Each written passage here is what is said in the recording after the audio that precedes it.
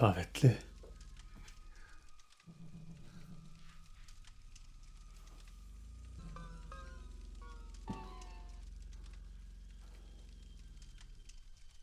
Esselamu Aleyküm ve Rahmetullah. Ey davetli.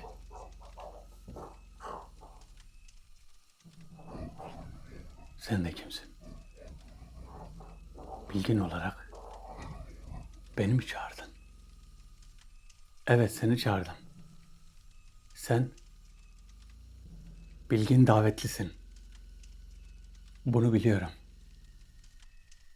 Zamanın atlaması ile ilgili bir şeyler söylemiştin. Devam eder misin? Bu nasıl bir şey olacak? Böyle bir şeyin olması mümkün mü? Bugün ben buraya bunları söylemeye geldim. Ama seninle burada kalırım ve gitmem. Benim gibi birine katlanabilir misin? Senin gibi birine mi? Ne oldu, neden burada kalacaksın? Benimle mi kalmak istiyorsun?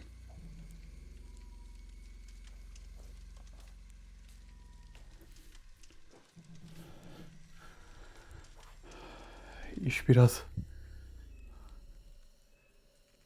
tehlikeli bir hal alacak gibi ama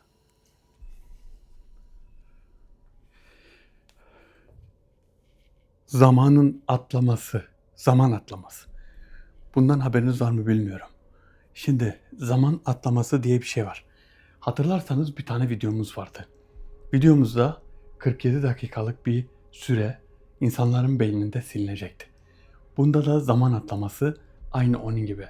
Bu süreler silinmeye devam ediyor ve zaman atlaması yaşanıyor. Mesela şöyle, mutfağa gidersiniz, mutfağa girdiniz. Ben buraya ne için geldim? Öyle oluyor bazen. Ya da bir yere gidersiniz, ben buraya nasıl geldim? Bir odaya giderseniz benim burada ne işim var gibi. Bu başınıza geldi mi? Geldi mi hiç bilmiyorum. Gelen davetli burada kalacağım, gitmeyeceğim diyor. Bana katlanabilir misin diyor. Biz de ne yapacağız? Tedbirimizi alacağız. Suyumuzu hemen koyalım. Zamanın atlaması. Şöyle suyumuzu. Okunmuş su. Okunmuş su şöyle İhlas, Felak, Nas okuyabilirsiniz suya. Yasin-i Şerif okuyabilirsiniz. Sadece İhlas okuyabilirsiniz. Besmele okuyabilirsiniz. Yani okunmuş su bir Kur'an ayeti de olabilir. Besmele de olabilir. Yani şu suya 41 defa suya Besmele'yi okuyup içebilirsin mesela. Onda hiçbir sıkıntı olmaz. Okunmuş suyu, hani ne okunmuş, acaba ne okunmuş size kalmış. Neyi okuyabilirsiniz? En güzeli İhlas, Felak, Nas. Ondan sonra Yasin-i Şerif okunur. Ayet-i Kürsi okunur. Okuma sayıları size kalmış. 3, 7, 3 veya 7, 1, 3, 7 okuyabilirsiniz.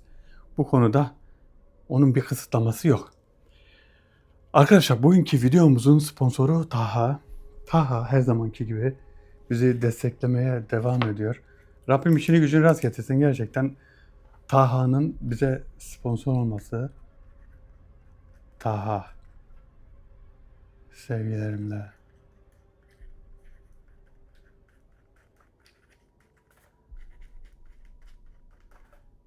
Bizim Bir Desen Gör özel defterinin kadim sponsoru, hatta defter komple Taha'nın, hemen hemen öyle oldu. Kendisine çok teşekkür ederiz. Rabbim işini gücünü rast getirsin. Kazadan, beladan, kötülüklerden, her türlü fenalıklardan korusun. Buradan saygılar ve selamlar. Taha'ya buradan saygılar ve selamlar sunar. Arkadaşlar, videolarımızın herhangi birine sponsor olmak isterseniz hakandemir.mefor@gmail.com'dan Hakan'a bir mail göndererek videolarımızın herhangi birine sponsor olabilirsiniz. La ilahe illa ente subhaneke inni kuntu minez zalimin. La ilahe illa ente subhaneke inni kuntu minez zalimin. La ilahe illa ente subhaneke inni kuntu minez zalimin. Geçen bir arkadaşımız bize demişti çakmağı değiştir. Çünkü çat çat çat bakın yandı. Bir seferden yandı da bir sefer ben söndürdüm. Çakmağı yakamamıştım. O çakmağı artık değiş. Yorumlara yazmış da. Şöyle şunu da böyle yakabilirsek. Yanar mı acaba? Şöyle. Evet yandı. Bunlar yansın, biliyorsunuz herhangi bir şey olabilir. Belki saldırı olur, bir şey olur. Gelen davetli bir şeylere kızabilir. Ben de her zamanki gibi buradan tedbir alarak çatır çutur biraz hediye gönderebilirim ona. Buradan. Bu arada da videolarımıza hedefte destek olan arkadaşlarımızı gördüm. Videolarda gördüm. Hepsine teşekkür ederim. Hedefte destek olan arkadaşlarımız için. Hakan bana isimlerini bildiriyor. Bazen diyor işte bu arkadaşlarımız hedefte destek oluyor. Onun için de yeni bir çalışma yapabiliriz. Hedefte destek olan arkadaşlarımız mesela videonun sonunda yazabilir isimlerini. Buradan onlara da teşekkür ederim.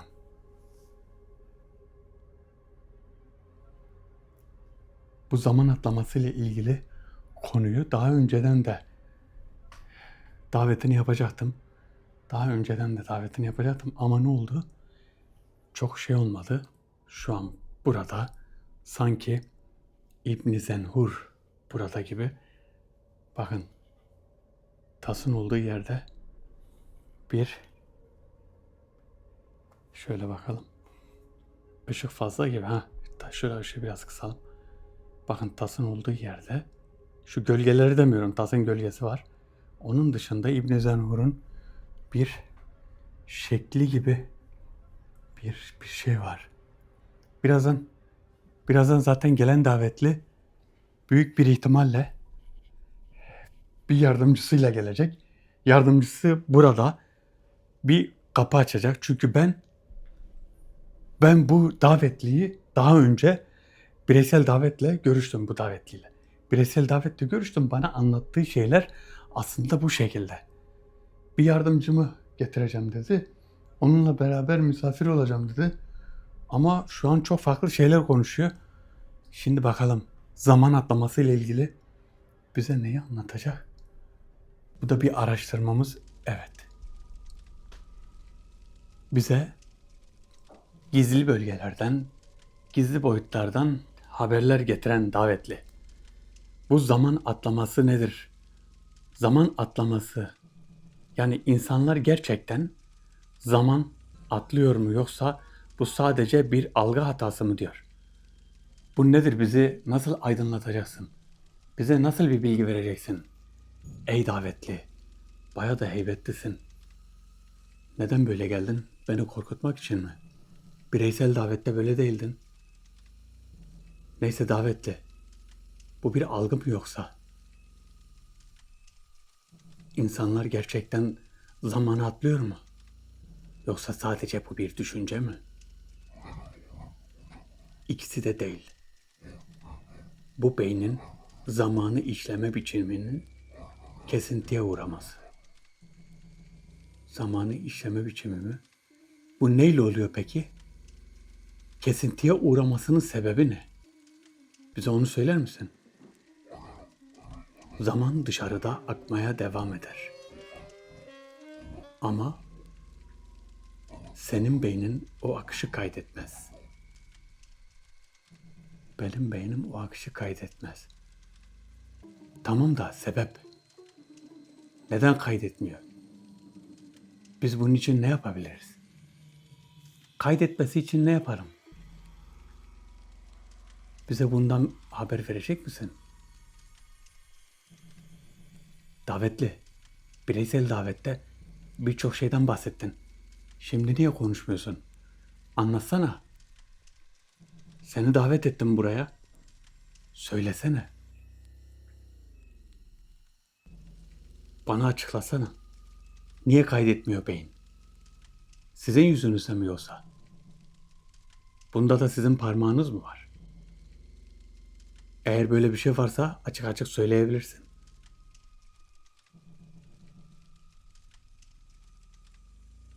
Yani yaşanan süre var ama hatırlanmıyor mu yoksa?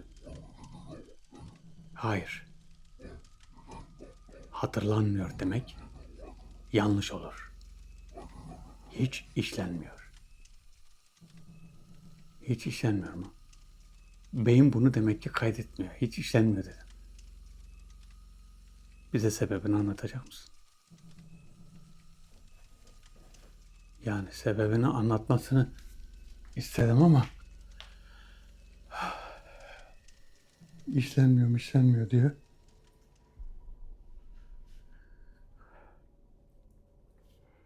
Şu an bir şey yok. En ufak bir tehlikede hemen defne yaprağını biraz çatırt çıtırt bir çatırtıyla işi bozarım. Şimdi anlattığım kadarıyla şu devam edecek daha doğrusu da. Anladığım kadarıyla bu. Eğer hiç işlemiyor derse bakın bu videolar birçok kişiye ulaşması gerekiyor. Bizi izleyen Bir Desen Gör ailesine yani bizim abonelerimize bile takipçilerimize videolar ulaşmıyor. Sebebi ise beğenilerin az olması. Arkadaşlar videoyu beğenin ki ne kadar çok beğeni olursa bu kanaldaki bizim şu an 115 bin abonemiz var ama bildirimler çok az, gösterimler çok az oluyor. Çünkü beğeni az oluyor. Beğeniyi unutmadan yapın. Bütün arkadaşlarımız bu videoları görsün. Çünkü sizin yazdığınız yorumlar çok faydalı. O kadar faydalı ki aranızda öyle kişiler var ki öyle yorumlar yapıyor. Gerçekten bilinçli. Bilinçli yorumlar yapılıyor ve bilgili. Şöyle o arkadaşlarımız belki burada olsa çok güzel istişare yapardım onlarla. Siz de içinizden geçenleri, bildiklerinizi, düşüncelerinizi yorumlara yazın. Yorumlara yazın ki orada bilgi alışverişi olsun. Bu araştırmada hepimizin parmağı var. Hepimizin bu araştırmada hepimizin emeği olsun. O şekilde düşünebilirsiniz. Bizim çünkü yorumlar duruyor orada. Yani bir yabancı biri geldiği zaman kanala, düşünün kanalı bir yabancı bir arkadaşımız izledi. Ve yorumlara baktı. Yorumlarda da sizin düşüncelerinizi orada yazdığı zaman yani orada bir çalışma ve bu çalışmanın eseri olduğu %100 belli oluyor. Demek ki zamanın bunu anladık. Şöyle biz bir yere gittik. Mesela şöyle ben mutfağa gittim. En basitini söylüyorum diye. Mesela mutfak olmayabilir ya. Mesela markete gittin. Bana bazen böyle de oluyor. Markete gidiyorum. Markete girdim içeri. Ben diyorum markete ne için geldim? Ben bir şey alacaktım ama ne aldım? O an markete nasıl girdiğimi, neyle geldiğimi bile unutmuş oluyorum bazen. Yani bu bana oluyor. Size de oluyor mu bilmiyorum. Mesela markete girdin ama ben markete hangi yoldan geldim, nereden geldim? Böyle duruyorsun. Ben ne alacaktım? O sırada demek ki beyin kaydetmiyor. Beyin kaydetmiyor ama ne yapıyor? Bir de niye kaydetmiyor? Orayı görmüyor musun? Görüyorsun. Şöyle bir şey var bakın. Şöyle davetliye de bakayım da. Bakın mesela beyin. Beyin önemli yerlerde devreye giriyor. Mesela yolun karşısına geçeceksin, ışıklar yanıyor. O sırada beyin devreye giriyor. Beyin devreye giriyor, ışık yanıyor. İşte yeşil yanıyor, sen geçiyorsun. Sen geçtiğin an o an beyin devrede. Ama ışıklara geçtin, normal yola girdin. O sırada da omurilik soğanı var ya şurada. Ensenin şu arka tarafta omurilik soğanı var. O sırada da beyin devreden çıkıyor. Omurilik soğanı seni götürüyor. Mesela bildiğin bir yer. Bildiğin yer neresi? Mesela işte bir eve gidiyorsun. Okula gidiyorsun atıyorum işte en basitini söyleyeyim. Bir yere markete gideceğim. Marketten nerede? 2-3 sokak arkada. Sen yürürken aslında seni götüren omurilik soğanı. O sırada beyin farklı şeylerle uğraşıyor. Ya etrafa bakıyor ya işte bazı evlere bakıyor ya da yola bakıyor, arabalara bakıyor, bir şeylere bakıyor. O sırada beyin senin oraya nasıl gittiğini anlamıyor. O sırada kaydetmeyebilir. Bu omurilik soğanı. Ama dediğim gibi ışıklara geldiğin zaman ya da farz et önüne bir çukur çıktı. O sırada omurilik soğanı devreden çıkıyor ve beyin devreye giriyor. Beyin devreye girdiği zaman sen ne yapıyorsun? Çukurun kenarından geçiyorsun. Tehlikeli anlarda beyin devreye giriyor. Rutin yollarda, kolay yerlerde omurilik soğanı. Böyle düşünün. Bu bu davetin de büyük ihtimal açıklaması da bu şekilde olacak. Beyin kaydetmiyor ama niye kaydetmiyor? Sebep ne? Bunu bir çözersek acaba geldiği zaman öyle mi diyecek? Omurilik soğanı mı? Sizin de eğer ki bilginiz varsa bu konuda paylaşırsanız çok iyi olur, bizimle paylaşın. Yazın, ben çünkü yorumları okuyorum, çoğuna cevap vermiyorum. Arkadaşlar kusura bakmayın, yorumlara çoğu zaman cevap veremiyorum. Beğeniyorum ama bazılarına cevap veremiyorum. Bazılarını da beğenemiyorum, zamanım hiç yok. Çok çok böyle yoğun geçiyor. Hani o yüzden bana kesinlikle darılmanızı istemem. Eğer o şekilde darılırsanız da çok üzülürüm.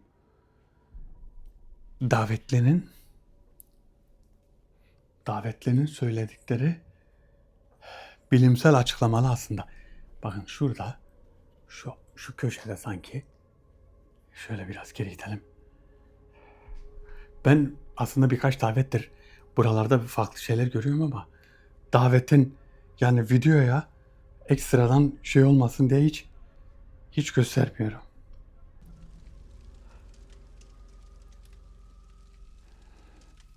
Ah, Allahu Ekber.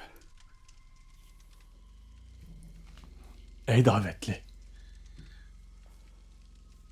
Buraya arkadaşın falan gelmedi değil mi? Hı? Sen yalnız mısın?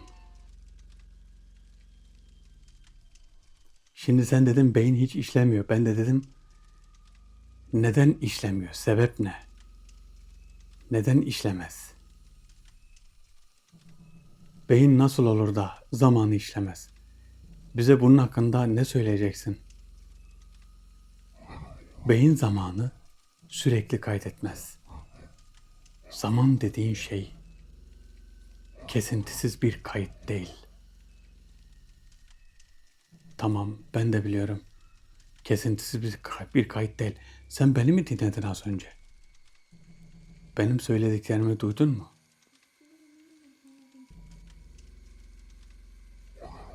Bu farklı bir durum. Anlardan oluşan bir zincirdir. O zincir bir halka eksilirse sen buna zaman atlaması dersin. Tamam. Zamanlardan, anlardan, yani anılardan mı? Anlardan oluşan bir zincir. Bunun biri eksik olursa atlama oluyor. Bizim sorduğumuz da bu zaten. Bu atlama, bu zincir, bu eksilme neden oluyor? Bu kopma neden oluyor? Bize sadece bunu anlatacağız. Normalde olmaz. Ama bazı durumlarda beyin kendini korumak için kayıt almayı durdurur. Beyin kendini korumak için mi? Mesela ne için korur? Etkilenen beyin bir güç karşısında çok büyük işler yapar. Beyin, insan beyni büyük bir mekanizmadır. Bunu tek hamlede çözemezsiniz. Tamam, biz de biliyoruz insan beyni çok karışık. Davetli, ben seni bizi aydınlatman için çağırdım. Sen bilgin bir davetlisin. Senin davetini bana Arohan verdi. Arohan'ın bilginlerinden daha bilginmişsin. Anlatabiliyor muyum? Bilmiyorum. Bize açık ve net konuşur musun? Ben şimdiye kadar kimseye böyle açık ve net konuşmadım.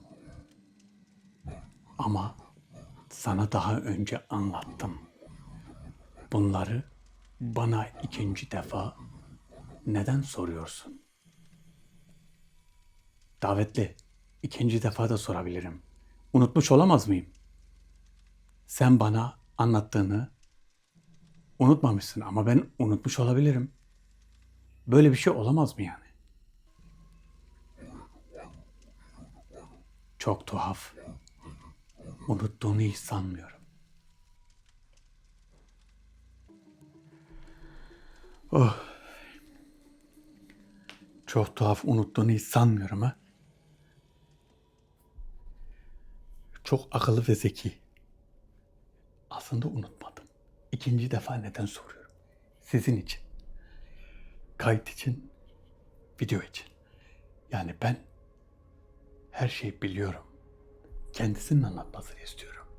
Şu an beni dinliyor mu bilmiyorum.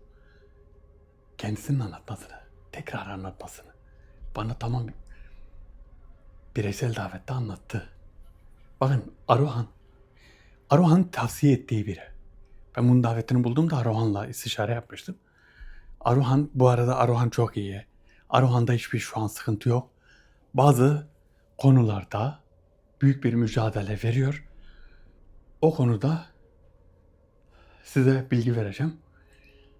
Daveti bilgin davetlerinden biri. Ama tehlikeli biri.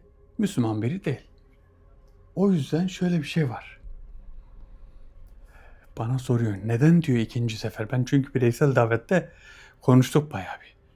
Hiç unuttuğunu zannetmiyorum diyor. Unuttuğumu zannetmez tabi. Haklı. Çünkü unutmadım.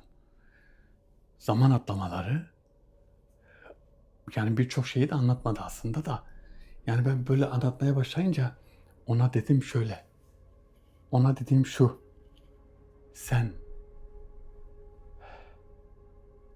Seni bir daha çağıracağım. Sen bana tekrardan anlatırsın. Dedim ama aslında her şeyi bana tam net de anlatmadı. Kendi öyle konuşuyor ama aslında kendi konuştuğu gibi değil. Bakın bir etki var. Kendinin söylemediği.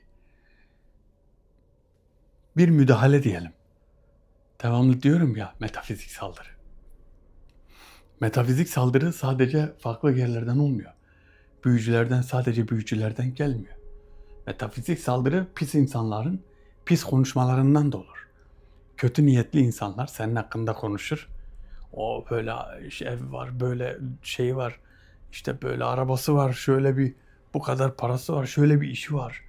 Bunları konuştuğu zaman metafizik varlıklar ne olur? Dedikoduyu duyunca gelirler yanına. Yanına gelirler ve senin zayıf anlarını böyle bir şekilde etkilerler. Nazara getirirler ya. Nazar böyle bu şekilde oluyor. Nazar nasıl oluyor? O bir enerji böyle pis bir enerji sana bu varlıkların pis enerjisini gönderir. Gönderdiği zaman ne olur? Adam bakıyorsun çok güzel bir araba aldı. Bir bakıyorlar of diyorlar ne güzel bir araba almış hele bak. Bunu nasıl aldı? Adam bir bakıyorsun bir gün sonra kaza yapmış. Bu nedir? Nazardır işte. O kazaya ne sebep oluyor? Bu metafizik varlıklar sebep oluyor. Ne sebep oluyor işte? O ne yaptı? O pis gözlü, o kem gözlü ona bir metafizik varlık gönderdi. Yani farkında olmadan. Çünkü pis insanların yanında pis metafizik varlıklar var. Kötü niyetli insanların, pis gözlü insanların yanında kötü niyetli ve pis gözlü varlıklar olur. Bunlar ne yapar? İşte sen kimin dedikodusunu yaptıysan ona gidip sıkıntı verir. Tabii sıkıntıyı almamak için ne yapacaksın? Sen de arabanı mı aldın? Tamam nazar diyecek diye araba mı almayacaksın? Al. Nazar diyecek de ev mi alamayacaksın? Al. Rabbim herkese ev nasip eylesin cümlemize. Şöyle kapıdan girdiğin zaman besmele çek. Bismillahirrahmanirrahim.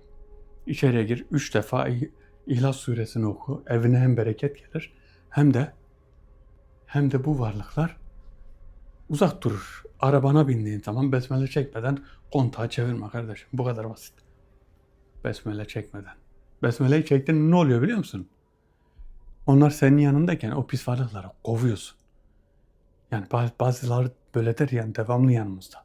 Devamlı mı yanımızda? Göz perdeniz olmasa gördünüz zaten. Melekler var. Ne var? Bizim hafaza melekleri aynı zamanda bizi koruyan melekler. Ama besmele çektiğin zaman çok büyük bir etki oluyor. La ilahe illan tesbhaneke inneke entemel zalim. La ilahe illan tesbhaneke. Davetli biraz kıllandı sanki. Davetli eğer neyse bunu yakarsam daha kötü olur, bir sefer konuşmaz. Konuşmazsa iş daha kötü. Çok sakin. Böyle sakin oldukları zaman, davetten böyle sakin olduğu zaman aslında biraz ben de tedirgin oluyorum. Niye bu kadar sakin? Bu kadar sakin olmaması lazım. Çünkü kendisi biraz sert. Sert ve bu konuda biraz değişik bir davetli. Ey davetli. La ilahe illallah. La ilahe illallah.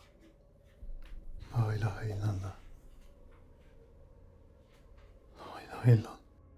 Şu an görünmüyor. Davette ne oldu? Tasın içine mi girdin?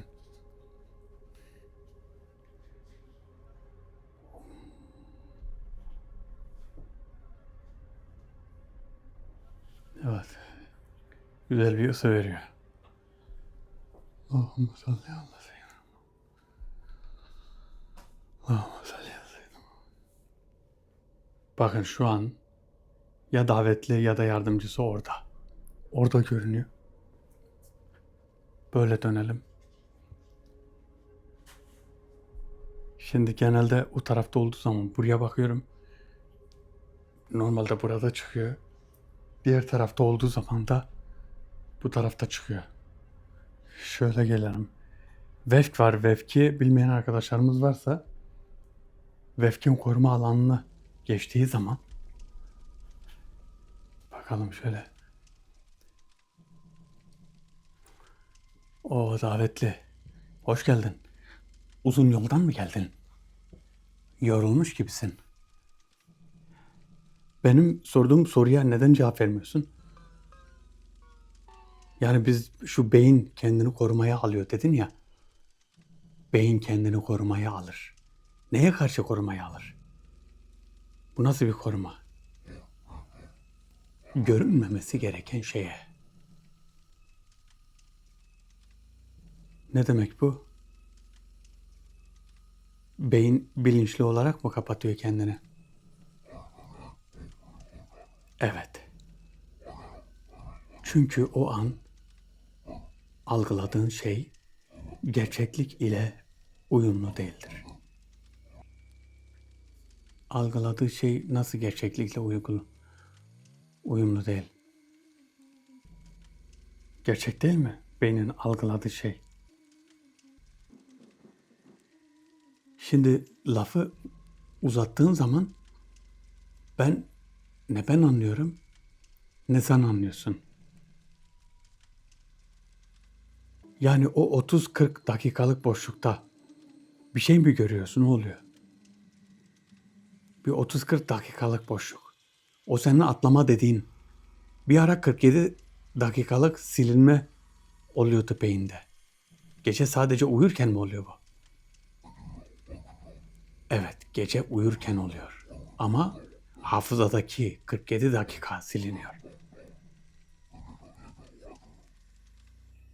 Bahsettiğin 30-40 dakika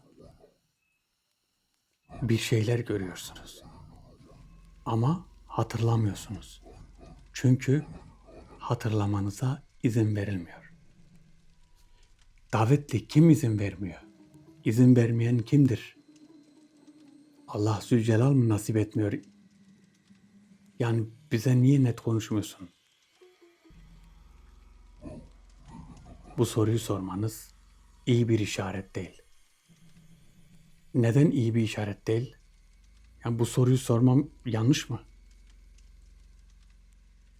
Bu durumu yaşayan biri nasıl anlar? Farz et beyninde bir şey silindi. Bunu yaşayan biri ne şekilde anlar silindiğini? Bunu söyler misin? Çok basit. Saatler ilerlemiştir. Ama zihnin hala az öncede kalır. Evet. zihnim az önce de kalır. Bak şimdi anlaşıldı. Saat ilerlemiştir ama zihnim az önce de kalır. Anladığına sevindim. Anladığıma sevin tabii. Sen anlatamıyorsun ki. Bana kesik kesik konuşuyorsun. Tekrar sorduğum için mi yapıyorsun bu şekilde? Yani tekrar soruyorum diye mi? Ey Bilgin. Ne oldu, kızdın mı? Neden öyle bakıyorsun? Bilgin. Bilgin ne oldu? Allah Allah.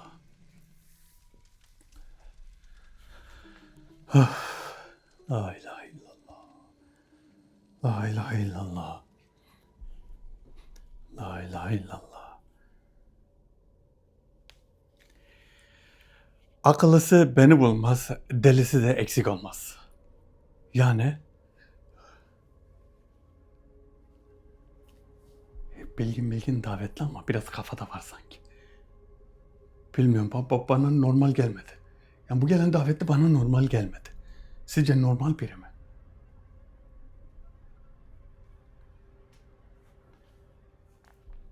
Bakın kaybolduğunda var ya, şu mum öyle bir sallanıyor ki çok fena sallanıyor. Bilgin son şeyde bilmiyorum ya, kızdı mı ne yaptı? Bende şöyle bir şey oluyor şimdi. Davetin etkisiyle de oluyor böyle şeyler. Şimdi cevap vermediği zaman bir tuhaf oluyor. Şu an bile mesela davet açık ya. Ona karşı konuştuğum zaman farklı bir şey de konuşmuş olabilirim. Böyle şeylerde bazen davetin etkisiyle böyle konuşabilirim ya. Davetin etkisi olabilir.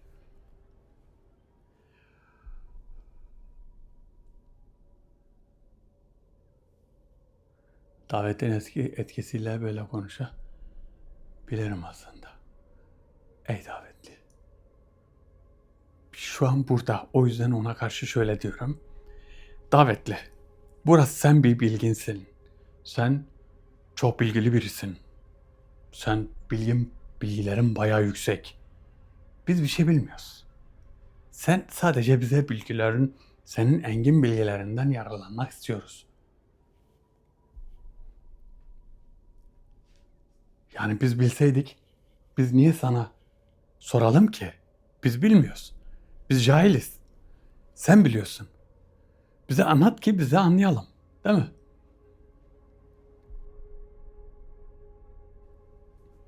Yani davetli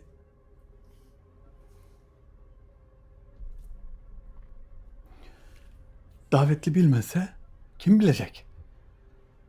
O kadar kişinin içinde seni bulduk, seni çağırdık. Çünkü sen farklısın. Senin bilgin bayağı bir yüksek. Senin bu konuda bilgi ve becerin bayağı bir yüksek. Öyle değil mi Bilgin? Bakın geçenki davette Tuji Hatat'ın kolunu kesmiş. Bu konuda aslında İbn Necim ve İbn Karuf bana daha önce demişti, Tuji'yi öyle yerlere gönderme. Tuji şu an kafasına göre de yapmıyor aslında. Şöyle yapılacak bir durum var ama kimse yapmıyor ama bir ceza verilecek. Böyle diyor, zaten ona ceza verilmiş. Kolunu kesem ne olur? Bana söylediği şu. Zaten Hatat diyor geberecek diyor. Diyor ben kolunu kestim diyor, çok mu diyor. Bak. Ve bunu da var ya sırıtarak söylüyor. Böyle bir şey yok. Bilmiyorum, hata mı ettik, onu yardımcı yaptık. Bazen düşünmüyor değilim yani. Şöyle stratejik bir yerde çıkarlı karşılıklı ilişkimiz olan bazı kişilerle aramızı da bozabilir. Bozabilir çünkü Hezmina bu konuda bayağı bir öfkelenmişti. Farkına varmış mıydınız bilmiyorum. Hezmina bu konuda öfkelenmişti. Eğer bu konudan haberiniz yoksa bir önceki videoyu izleyin arkadaşlar. Çoğu arkadaşımız bir önceki videoyu görmemiş. Ondan önceki videoyu da görmemişler. Yani Dedim ya, bildirim gitmiyor. Bildirim, bizi izleyen arkadaşlarımıza, bizi takip eden arkadaşlarımıza bildirim gitmemiş. Çünkü beğeniler düşük olduğu için, beğeniler düşük ve o yüzden bildirim pek gitmiyor.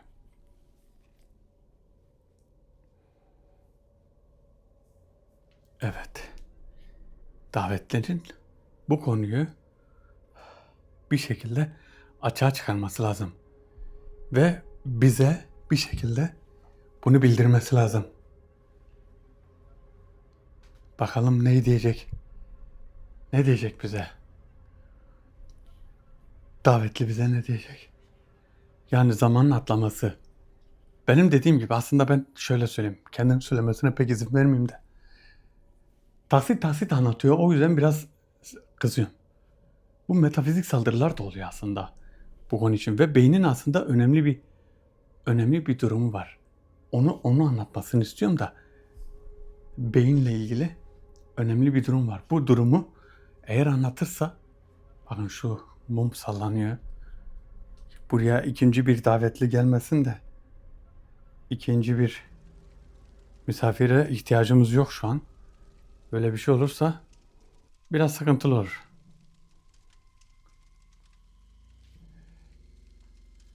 La ilahe illallah.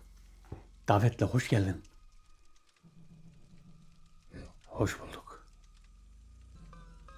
Şimdi bana az önce dedin ki zihin öncekinde kalır. Yani şöyle. Saatler ilerlemiştir ama zihnin hala az öncede kalır.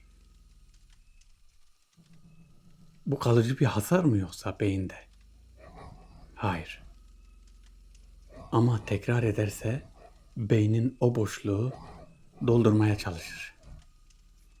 Nasıl yani? Tekrar ederse, yani bir daha silinirse beynim o boşluğu bir daha mı dolduruyor? Başka şeylerle mi doldurmaya çalışır? Neyle doldurmaya çalışır peki? Bunu nasıl yapar? Nasıl doldurur? Sahte anılarla. Sahte anılarla mı? Yani bazı anılarımız yaşanmadı. Nasıl yani? Bazı anılarımız yaşanmadı mı? Böyle düşünebilirsiniz. Yani biz bazı anıları yaşanmadık ama yaşamış gibi mi oluyoruz? Sahte anı mı? Beyin bunu neden yapıyor ki? Bazıları sadece yerini doldurmak için var. Allah Allah. Peki bizim dikkat etmemiz gereken şey nedir? Neye dikkat etmemiz gerekiyor? Beynimiz bize neden böyle bir oyun oynuyor? Bu saçma değil mi davetli? İnsan beyni dediğim gibi çok karmaşık. Eğer son zamanlarda buraya nasıl geldim dediğin bir an olduysa zamanı kaçırmadın. Zaman seni atladı. Bunu bilmeniz yeterlidir. Zaman beni atladı mı? Allah Allah.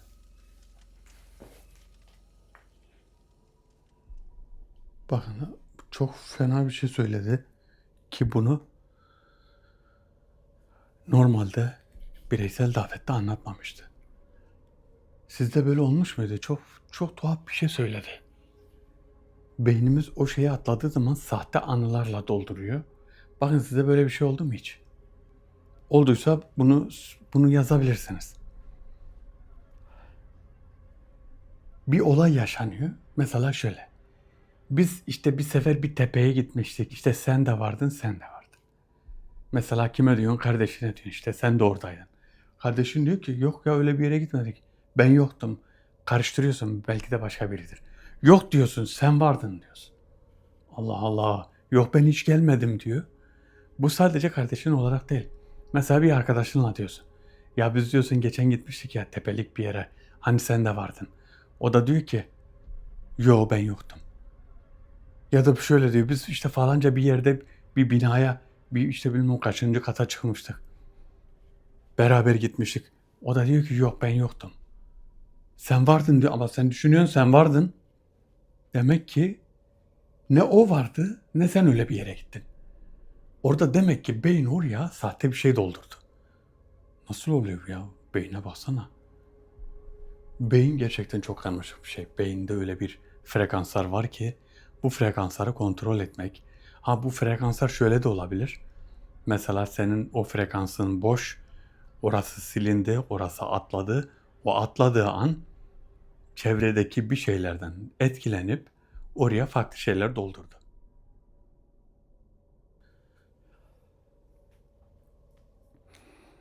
Gelelim 47 dakikanın silinmesi. Bazı arkadaşlarımız böyle demiş.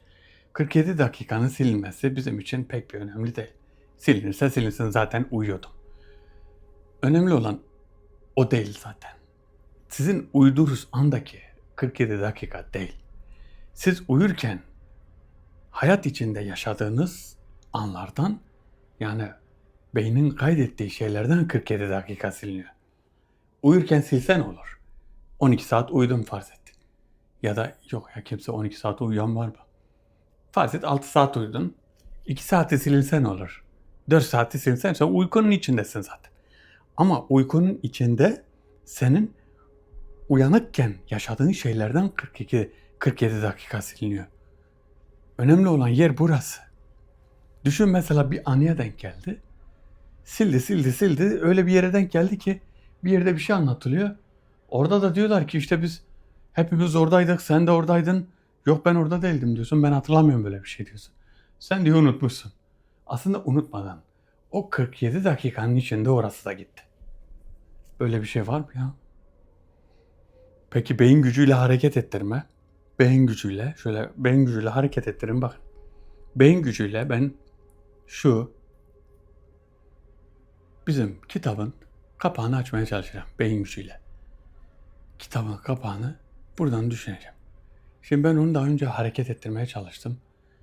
Düşünün bunu devamlı yapacağım. Belki de şimdi de açabilirim.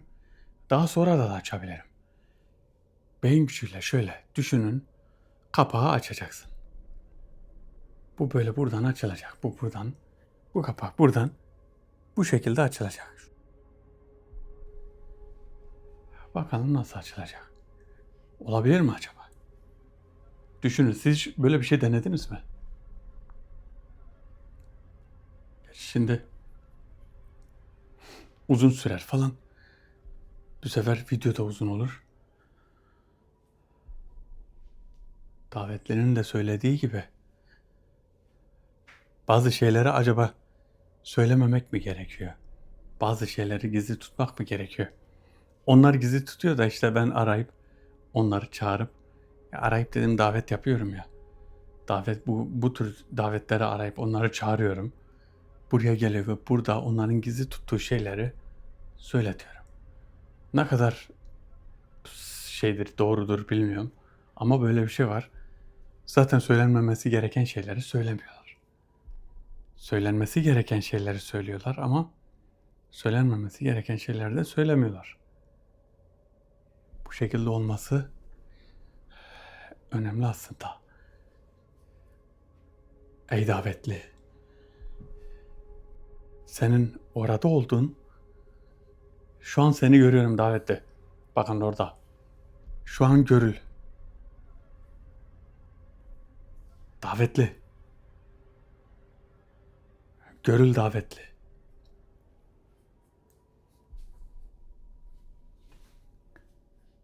Ey davetli.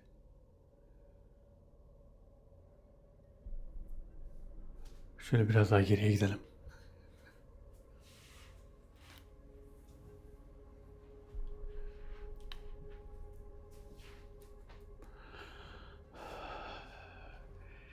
Şurada olduğuna eminim ama görülmüyor. Mahsus yapıyor.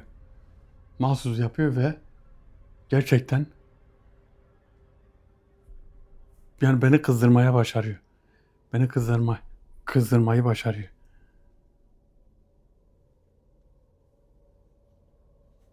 Şuna bakar mısınız? Ucu aynı şey gibi olmuş. Kibritin ucu gibi olmuş. Bunun papatya ucu gibi olmuş.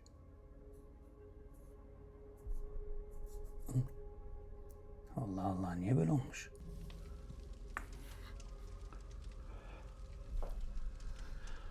La ilahe illallah.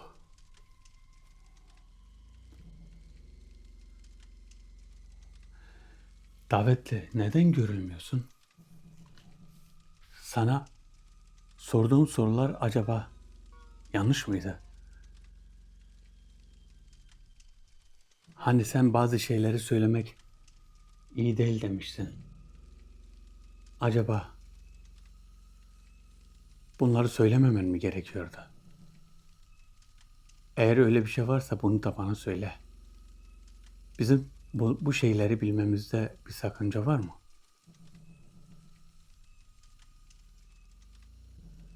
Ey davetli, bu konuda bir sakınca varsa anlatabilirsin. Hayır, bu konuda bir sakınca yok. Ne oldu, sen niye böyle? Sanki davete geldiğine memnun değilsin. Benim daha korkunç şeyler anlatmam doğru olmaz. Nasıl daha korkunç şeyler anlatabilirsin? Şu an anlatmanı bekliyorum aslında. Bize korkunç şeylerden bahset. Neden bahsedersen bahset. Ne anlatırsan anlat. Buna emin misiniz? Evet, eminiz. Yani eminim.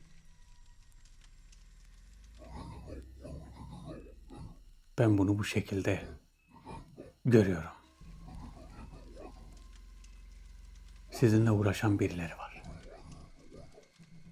Bunları durdurmanız gerekiyor.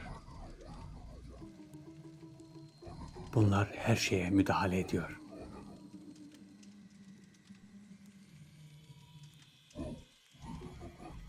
Gökyüzündeki bulutlara bile müdahale ediyorlar.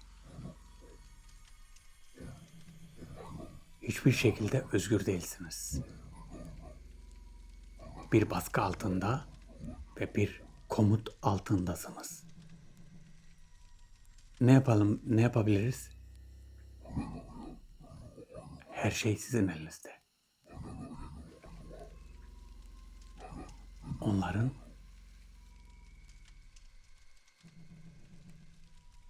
evet, istediklerini yapmak zorunda değilsiniz. Sadece özgürleşin. Bağımlı olduğumuz cihazlardan uzak durun. Nasıl cihazlardan? Size evinizde kullandığınız cihazlar ile bazı komutlar veriyorlar. Bu komutlar sizi tahmin edemeyeceğiniz şekilde etkiliyor.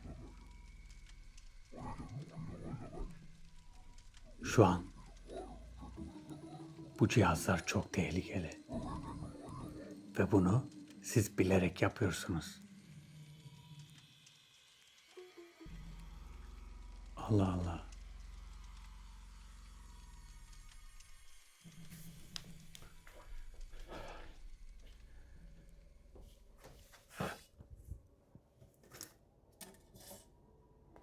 Yansam mı, yanmasam mı, sönsem mi? Bir karar veremedi ya. Tövbe yarabbim. Şuna bakar mısın ya, mumla kavga ediyorum. Açıkçası neyi bahsetti biliyor musunuz? Evdeki televizyon, tablet, telefon. Televizyon değil de kimse televizyon izlemiyor artık. Televizyon, tablet, telefon, çıkan videolar, izlediğiniz şeyler. Bunlar beynimizi etkiliyor. Buna siz izin veriyorsunuz ya. Beynimizi etkiliyor. Bakın size şunu söyleyeyim. Şu an mesela bir video izlemeye başladınız değil mi? Videoları tek tek kaydırıyorsunuz. Şu an kaydıra kaydıra video izleyenler çok var. Bu kaydıra kaydıra izlediğiniz videolarda neler neler çıkıyor, neler neler çıkıyor. Yemek tarifinden tut, tatlıydı, yemekti, oydu, arabaydı, şuydu. Her şey çıkıyor. O sıra ne oluyor biliyor musunuz? O sıra zaman öyle bir gidiyor ki kıymetli olan bu zaman boşa gidiyor. Boşa. Saçma sapan şey için boşa gidiyor. Kaydır, kaydır, kaydır, kaydır, kaydır. Böyle sen zannediyorsun ki çok güzel bir şey yapıyorsun. O an diyorsun ki o. Keyfim yerinde. Sonra bir duruyorsun bakıyorsun. Sen 2 saat boyunca öyle video izlemişsin. Neye yaramış? Koca bir sıfır. Hiçbir şey. Hiçbir şey. Hiçbir şeye yaramamış.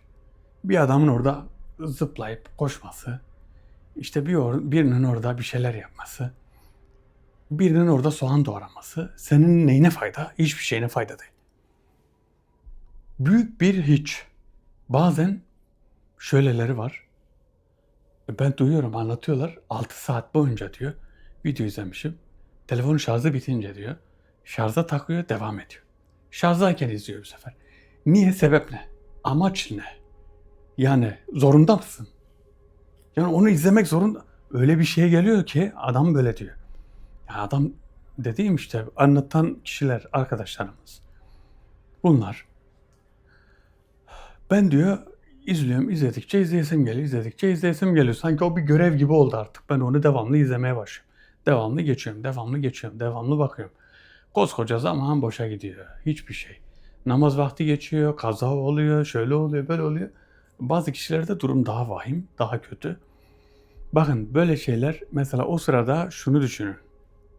Bir iki videoya baktınız ya, hemen kapatın. Bundan bana fazla fayda yok. Fazla zaman geçirmeyeyim burada, zamanımı öldürmeyeyim. Zaman çok kıymetlidir. Zaman yani çok kıymetli. Dünyada en kıymetli olan şeylerden biri sağlık. Kıymetli olan şeylerden diyorum. Biri sağlık, diğeri zaman. Zaman, bakın. Bu zaman içinde her şey yapılabilir. Mesela o boş yaptığınız zamanlar içinde ya kalkıp bir şeyler yapabilirsin. Bir ibadet yaparsın, birine bir iyilik yaparsın, kırık bir yeri toplarsın, bir yeri bozuk bir şeyi tamir edersin. Bir şeyler olur, bir şeyler yaparsın. Eksik bir şeyini gidip alıp gelirsin. Mesela evde bir şeyler eksik. Sen orada videoya daldın, bir baktın saat kaç oldu? Saat 11 oldu. Akşam 11. Ne oldu? Marketler kapandı. Eksiğim var evde. Neyse yarın alırız. Gerek var mı böyle şeylere? Yok. Böyle saçma şeylere gerek var mı? Yok. Maalesef çok büyük bir kesim bu durumda. Büyük bir kesim. Çok büyük bir kesim. Hem de bir de bazı kişiler de şöyle. Ben bir video yapayım da atayım işte millet izlesin. O derde düşmüş. Bir şeyler yapıyor böyle. Saçma sapan şeyler yapıyor. Adam çıkıyor buraya. Buradan aşağıya atlıyor. Salak gibi sırıtıyor. Bunun videosunu çekiyor. Hadi diyor yap. Bir de bunu karı koca yapanlar var. Bu daha vahim bir şey. Çok daha korkunç bir şey. Çok daha yani Türk ahlakına, örf ve adetlerimize sığmayan çok kötü şeyler bunlar ya. Bir de bakıyorsun Türkçe konuşuyor ya, ben acayip utanıyorum. Bazen öyle şeyler görüyorum ben. Ben de görüyorum. İlla ki yani bazen görüyorum yani bazen kanala bakarken, kendi kanalımıza bakarken bir iki video görüyorum. Bir bakıyorum karı koca orada bir şeyler yapıyor. Bir de önce zannediyorum yabancılar. Sonra bir bakıyorum Türk gelmiş. Türkçe konuştukları zaman inanın ben utanıyorum. Ben utanıyorum yani onların öyle olmasından. Bir de sıfırlıyorum, kapatıyorum, bir daha karşıma çıkmasın böyle şeyler. İlgilenmiyorum diyorum. Farklı şeyler çıkıyor bu sefer. Yani bunu engellemek bizim elimizde. Böyle şeylerden uzak durup daha güzel şeylere vakit ayıralım. Vaktimizi daha güzel şeylere ayıralım. Zaman kısa, ömür kısa. Hayat devam ediyor, hayat gidiyor. Zaman akıp gidiyor. Ne yapacağız? Boş boş zaman, boş boş vakit geçirmeyeceğiz. Vaktimizi boş şeylerle harcamayacağız. Çünkü yarın çok pişman oluruz. Çok pişman olmamak için vaktimizi boş şeylerle geçirmeyeceğiz. Benim mesela bilgilendirici bazen videolar açıyorum. Bazı bilgilendirici profesörlerin konuşmaları var, bazen böyle 1 saatlik konuşmaları var. 1,5-2 saatlik konuşmaları var. Bazen 2'ye bölüyorum bunları. Onları izlerim. Bazen dinlerim onları da. Farklı konular üzerinde, bilim üzerinden de konuşurlar. Ben de bu davetlerle, yaptığım şeylerle bazen kıyaslama da yaparım bunlarla. Davetlerin söyledikleriyle o bilim hakkında, bilimin söylediği, profesörlerin konuştukları hakkında, tarih hakkında bu tür şeyleri dinlerim. Bakın bu faydalı şeyleri dinleyin. 1 saat 2 saat dinleyin. Çünkü sana bir şeyler katacak. Hayatında sana lazım olan şeylerden orada sana verecekler. Hayatında lazım olan şeyleri verecekler. İleride karşına çıkacak. İlla ki ileride karşına çıkacak. Evet. Mum artık ben bittim dedi ve son haddeye geldi. Biz de videoyu bitirelim. Davetli büyük ihtimal biraz yoruldu. Biraz da sinirlendi. Arkadaşlar videomuzu beğenmeyi unutmayın. Herkes kendine iyi baksın. Allah'a emanet olun. Hoşçakalın.